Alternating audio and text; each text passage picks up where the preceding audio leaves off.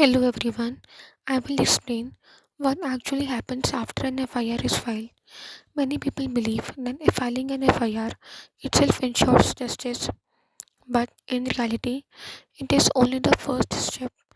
This presentation explains the entire legal journey from the police station to the courtroom so that both complainants and accused persons understand the process clearly.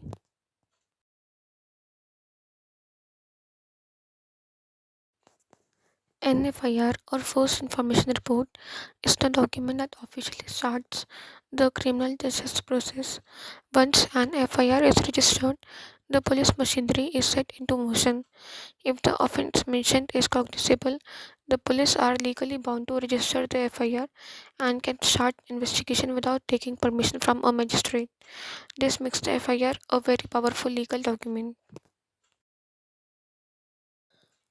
Step 1, Registration and Acknowledgement.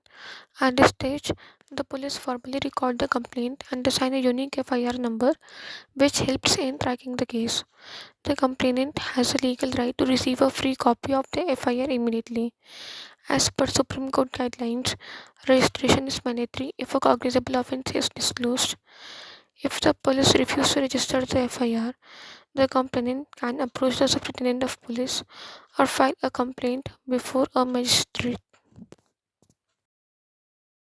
Step 2, Investigation begins. Once the FIR is registered, investigation begins. The investigating officer collects evidence to establish the facts of the case.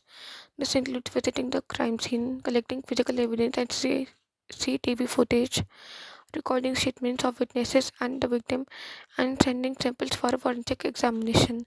There are statutory timelines, generally 60 days for ordinary offences and 90 days for serious offences, punishable with life imprisonment.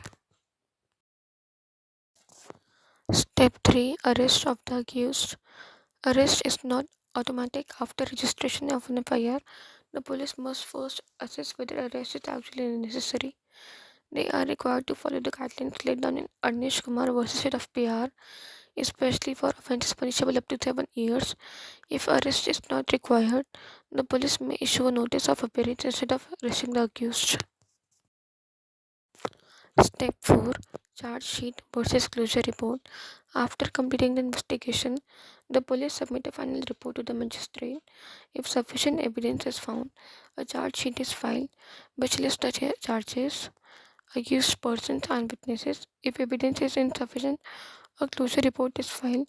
The magistrate may accept and order further investigation or treat it as a private complaint. Step 5, Court Proceedings. This is the trial process. First, the magistrate takes cognizance of the offence, then charges are formally framed and the accused pleads guilty or not guilty. This is followed by examination and the cross-examination of witnesses. Finally, the judge delivers a judgment which may result in conviction or acquittal. Bail and rights during investigation. During investigation, both accused and victims have important rights. Depending on whether the offence is bailable or non-bailable, the accused may apply for bail through the police or court. Victims have the right to be informed about the progress of the investigation. Both sides are entitled to legal representation, and free legal aid is available for those who cannot afford a lawyer.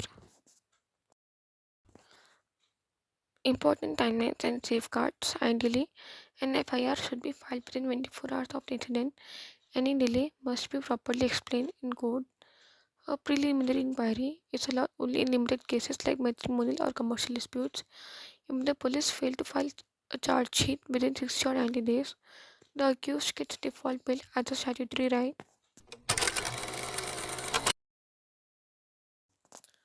To conclude, filing an FIR only triggers the legal process.